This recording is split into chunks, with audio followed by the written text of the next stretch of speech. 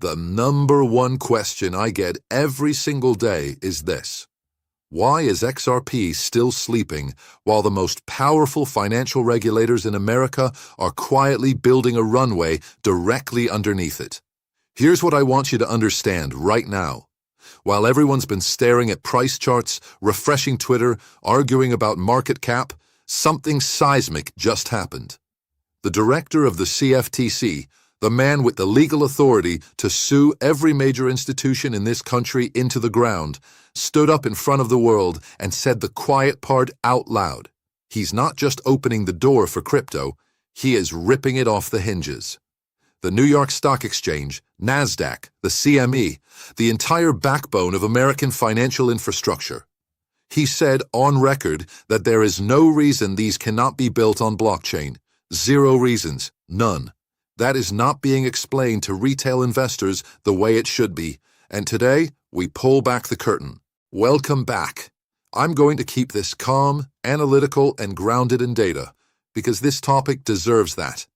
Today we decode what the CFTC just signaled, why the banks are more desperate for crypto clarity than the crypto industry itself, and what all of this means for the XRP ledger as institutional-grade infrastructure gets built out in real time.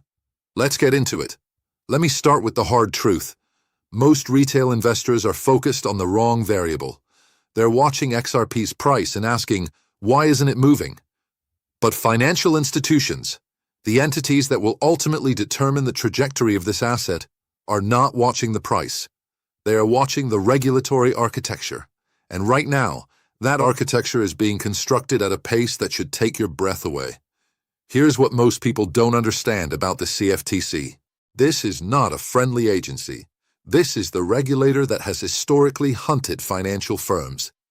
When the CFTC director speaks, institutions listen, not out of respect, but out of legal necessity. He is the man who can initiate enforcement actions, issue fines, and drag trillion-dollar firms into federal court.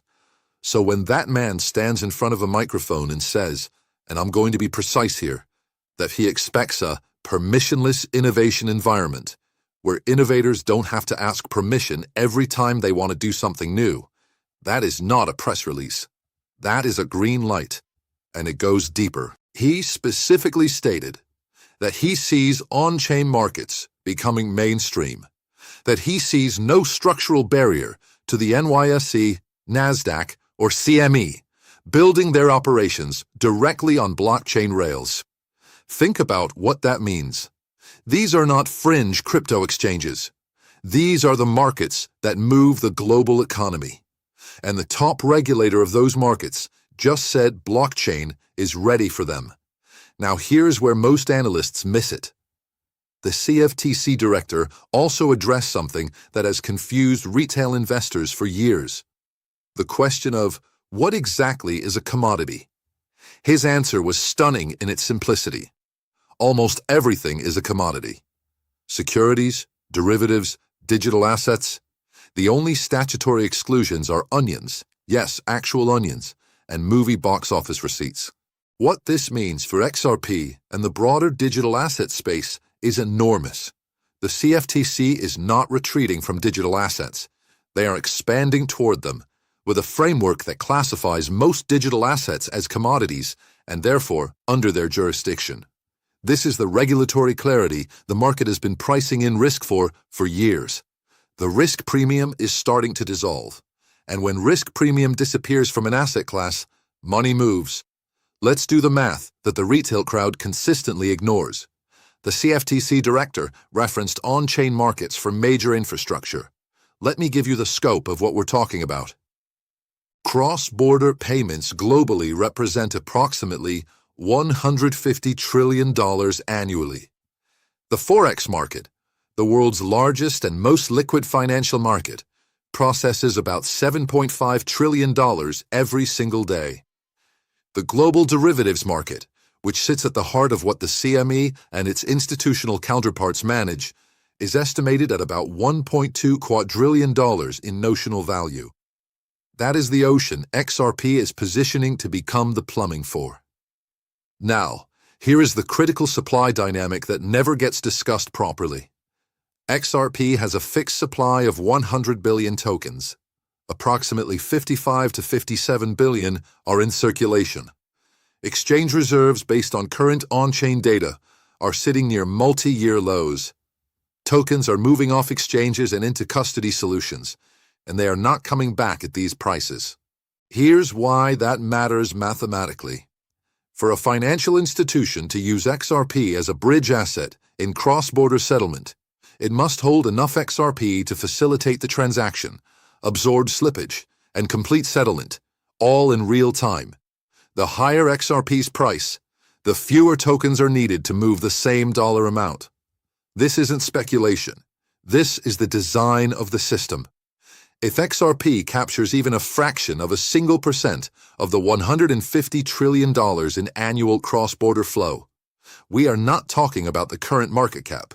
We are talking about a complete repricing event. The math doesn't care about your emotions. It doesn't care about the red candles. The math is a requirement, not a prediction. And the architects who built this system built it knowing exactly what the math demands. Think about that number. $27 trillion is currently trapped in Nostro and Vostro accounts, pre-funded liquidity buffers that banks park around the world just to move money across borders. That capital is frozen. It earns nothing. It is the single most inefficient structure in global finance. XRP's on-demand liquidity product exists specifically to eliminate the need for that $27 trillion. Not reduce it, eliminate it. If you have a problem with those numbers, you don't have a problem with me. You have a problem with the laws of physics and finance. While retail investors are focused on the noise, the daily volatility, the Twitter drama, the fear, let me show you what the institutional signal is actually saying. Former CFTC leadership went on record with something that should have broken the internet. I'll paraphrase precisely. The banks need regulatory clarity more than crypto does. This is not a crypto advocate saying this. This is someone who spent years on the regulatory side of the table. And the reasoning is bulletproof. Crypto builders, they're risk takers. They will build here or they'll build abroad. They'll build regardless. But banks, major financial institutions with fiduciary obligations, general counsels, and boards of directors cannot invest billions of dollars in infrastructure without legal certainty. Their lawyers will not allow it. What does that tell you? It tells you that every major bank in America is positioned and waiting. They have done the analysis. They have identified the infrastructure. They are waiting for the regulatory starting gun. And that gun is being loaded in real time. We also have the Digital Asset Market Structure Clarity Act, the Clarity Act, moving through the Senate. Senate Banking Committee staffers are actively negotiating. Amendments are moving. A markup is possible. This is not rumor. This is active legislative progress on the bill that would formally divide jurisdiction between the SEC and CFTC over digital assets, provide software developer protections, and extend Treasury's authority over illicit finance, bringing crypto fully into the compliance framework that institutions require. Ask yourself this: does a firm with trillions in assets under management move without absolute legal certainty? They do not gamble. They position. And the positioning we are watching in real time, the custody solutions being built, the ETF infrastructure being developed, the legislative lobbying being funded, this is not retail FOMO. This is calculated, deliberate institutional setup. The SEC and CFTC are even reportedly exploring moving into the same building. That is not symbolic. That is coordination. That is two powerful agencies that have historically been in a turf war over digital assets, beginning the process of alignment. When regulators align, capital flows.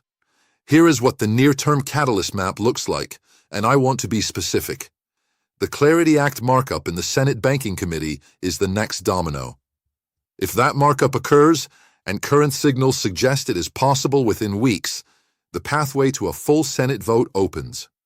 Analysts tracking the legislative calendar suggest a vote could happen before July if Senate leadership prioritizes it. That timeline matters. Midterm dynamics are already entering political calculations. Republicans are aware that their window to pass crypto legislation with this Congress may be closing.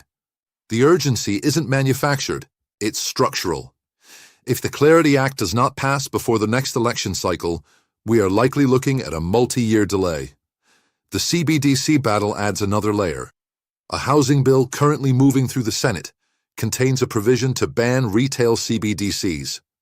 House Republicans are fighting to make that ban permanent rather than temporary. If they succeed, the competitive landscape for stablecoin issuers, including Ripple, changes dramatically overnight. There is no government-issued digital dollar competing for the same rails. The window the CFTC director described, permissionless innovation, on-chain markets, blockchain-native financial infrastructure, that window is being built right now. The fuse is lit. The question is not whether it reaches the powder keg. The question is whether you are positioned before it does. We are moving from an era of abundance to an era of scarcity, and most retail investors will not recognize it until it is over. Here is the dynamic that concerns me as an analyst. Exchange reserves for XRP are declining. Tokens are moving into institutional custody and cold storage. Once a token enters a multi-signature institutional vault, it does not come back to market for a 10% profit. It is gone. It is locked into infrastructure. It becomes part of the plumbing. The institutions are not buying XRP to sell it to you at a higher price. They are buying XRP to use it as liquidity infrastructure, as settlement rails, as the bridge asset in the largest financial system redesign in modern history. When those tokens are deployed into active use, the liquid supply available to retail investors contracts. There will come a moment, and I cannot give you a date, but the math tells you it is coming, when the retail market will not be able to acquire meaningful positions at current prices, not because of hype, not because of a tweet, but because the supply is structurally moving away from public markets and into institutional infrastructure. The door is closing, not dramatically, not loudly, quietly, methodically, the same way the smart money always moves. The exit liquidity of the confused will fund the entry position of the informed. That is not cruelty. That is market structure. The only question is which side of that equation you are on. I know this is not easy to sit with. I know the red candles are real. I know the sideways movement feels like stagnation. I understand the frustration of watching an asset you believe in refuse to perform on your timeline. But as an analyst, I am trained to separate noise from signal. And right now, the noise is price action. The signal is everything we just walked through. The CFTC director clearing the path for blockchain-native infrastructure. Former regulators saying banks need clarity more than crypto does. The Clarity Act moving through the legislative pipeline. Exchange reserves declining. Institutional custody expanding. Being early feels exactly like being wrong, right up until the moment that reality catches up with the structure.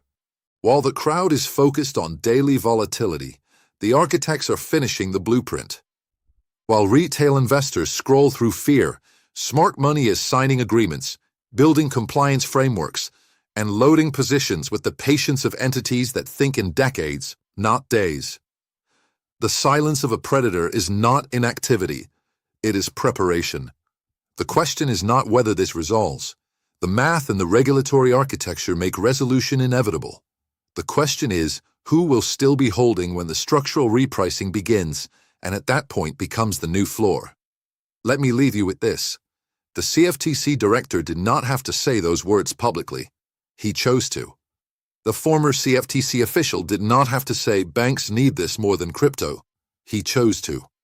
The Senate staffers moving the Clarity Act forward are not doing it for charity. They are doing it because the architecture of global finance is being rebuilt, and the institutions that shape that architecture have decided they cannot afford to be left out. Price is a distraction. Infrastructure is the reality. One is speculation. The other is a bridge. The question is not whether you understand what's happening. You made it to the end of this video. You're clearly one of the people actually paying attention. The question is whether your position reflects that understanding. Stay patient. Stay rational. The math doesn't lie, and the system is almost complete. Comment MOAB below if you made it to the end.